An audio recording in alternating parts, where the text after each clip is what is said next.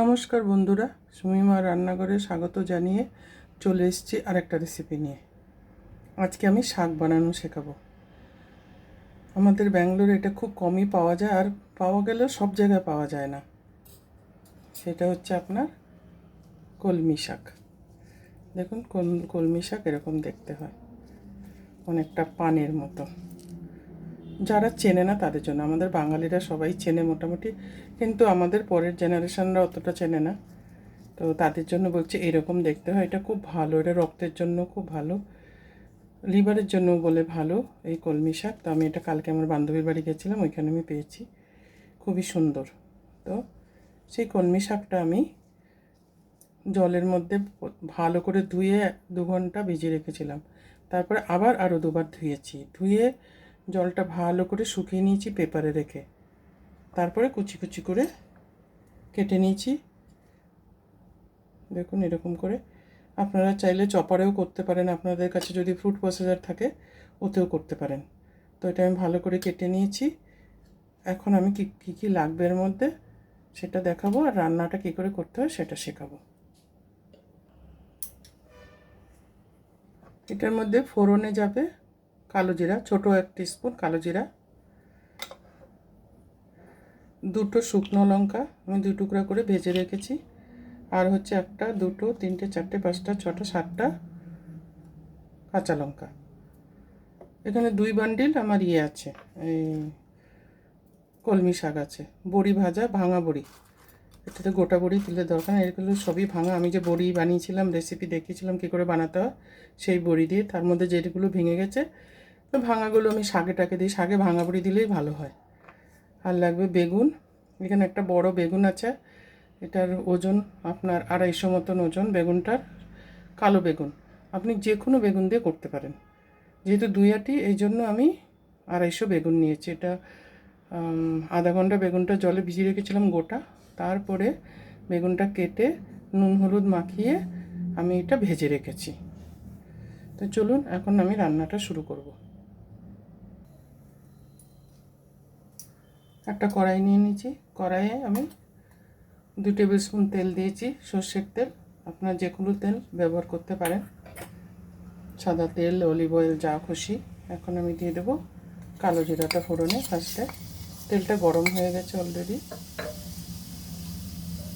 তার মধ্যে দিয়ে দেবো কাঁচা লঙ্কাগুলো। নুনটা আমি দিইনি, নুনটা যখন রান্না করবো তখন স্বাদ মতো দেবো, আপনাকে দেখাইও নি। 1 চিমটি নুন দিয়ে দিলাম।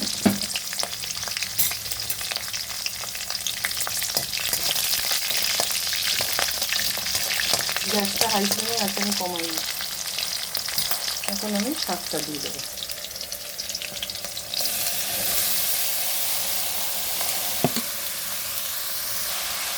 শাকটা দিয়ে দিচ্ছি। এখন শাকের মধ্যে আন্দাজ মতো নুন দেবো, নুনটা একটু কমে দিতে হবে, কারণ শাকটা কমে যাওয়ার বেগুনে অলরেডি দেওয়া আছে। ওটা দিয়ে দেওয়ার স্বাদ মতন দেবেন। 1/2 চামচ সুগার ফ্রি দিলাম, ছোটো চামচের 1/2 চামচ। ভালো করে মিক্স করে রেখে দেবো।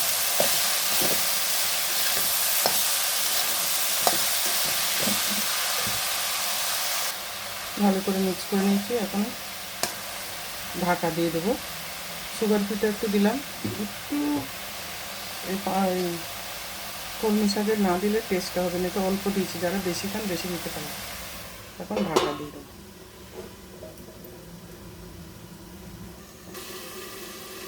এখন ঢাকনাটা খুলে নেব, হলুদটা দিয়ে দেবো।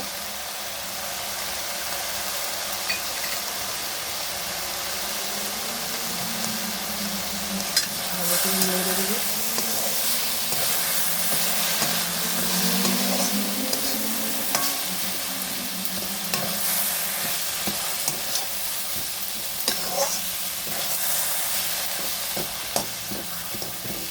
ভালো করে কাটা হয়েছে বলে মনে হচ্ছে প্রায় হয়ে এলো, তাড়াতাড়ি হয়ে যাচ্ছে। এখন দিয়ে দেবো বেগুনটা,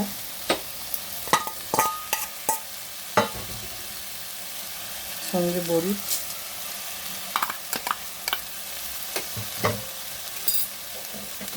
দিয়ে ভালো করে মিক্স করে দেবো। আমার তৈরি হয়ে গেছে কলমি শাক বেগুন বড়ি দিয়ে।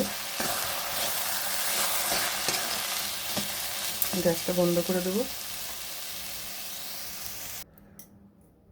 আমি এই যে কলমি শাকটা বানালাম, এটা পুরো নিরামিষ, আমি পেঁয়াজ রসুন কিচ্ছু দিইনি, আপনারা চাইলে দিতে পারেন।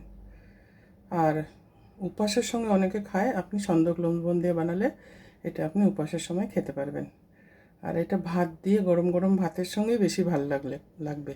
আর আপনারা চাইলে রুটি দিয়েও খেতে পারেন, কোনো অসুবিধা নেই। আজকাল তো সব কিছুই খায়, রুটি দিয়েও খায়। তো কেমন লাগলো অবশ্যই কমেন্ট বক্সে লিখে জানাবেন। লাইক করতে ভুলবেন না, এমনি লাইক করবেন আর বন্ধুদের মাঝে শেয়ার করে দেবেন।